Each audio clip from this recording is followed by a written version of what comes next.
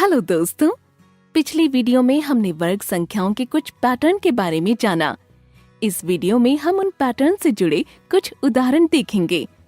अगर मैं पूछूं कि दो क्रमागत संख्याओं 11 तथा 12 के वर्गों के बीच में कुल कितनी संख्याएं हैं जो वर्ग संख्याएं नहीं हैं, तो आप कैसे हल करेंगे? आप यहाँ वीडियो को रोककर उत्तर सोच सकते हैं। अगर आप इस प्रश्न का हल सामान्य तरीके से यानी पहले संख्याओं का वर्ग ज्ञात कर फिर उनके बीच की संख्याओं को गिनेंगे तो बहुत समय लग जाएगा। यहाँ दी गई संख्याओं 11 तथा 12 के वर्गों को हम इस प्रकार लिख सकते हैं। हम जानते हैं कि संख्या n तथा n-1 के वर्गों के बीच कुल 2n ऐसी संख्याएं होती हैं जो कि वर्ग संख्या नहीं होती।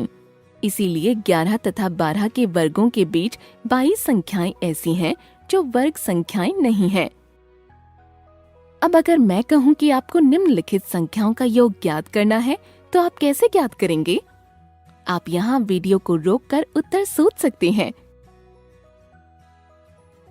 इस प्रश्न को भी अगर हम सामान्य तरीके से योग करेंगे तो बहुत समय लग जाएगा, लेकिन अगर हम इसे वर्ग संख्या के पैटर्न की सहायता से हल करें तो बहुत ही आसानी से हल कर सकते हैं। आइए मिलकर देखते हैं। अगर हम संख्याओं के इस क्रम को ध्यान से देखें तो हमें पता चलेगा कि यह पहली 15 विषम संख्याओं का क्रम है। हम जानते हैं कि पहली n क्रमागत विषम संख्याओं का योग n की घात 2 होता है।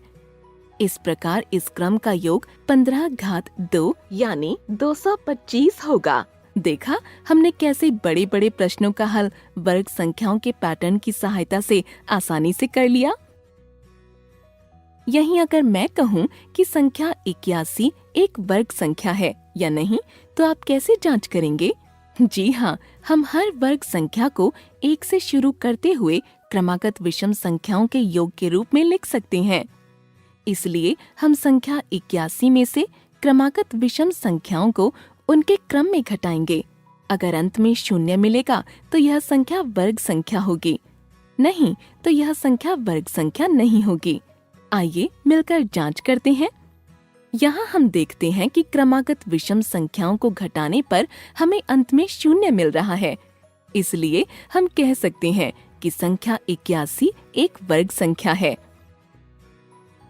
अब ये बताइए कि इस त्रिकोणीय संख्याओं के क्रम की अगली संख्या क्या होगी?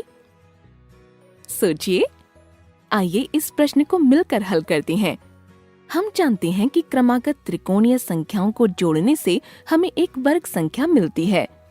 आइए इनको जोड़कर देखते हैं। आप इस क्रम के वर्ग संख्याओं को ध्यान से देखिए।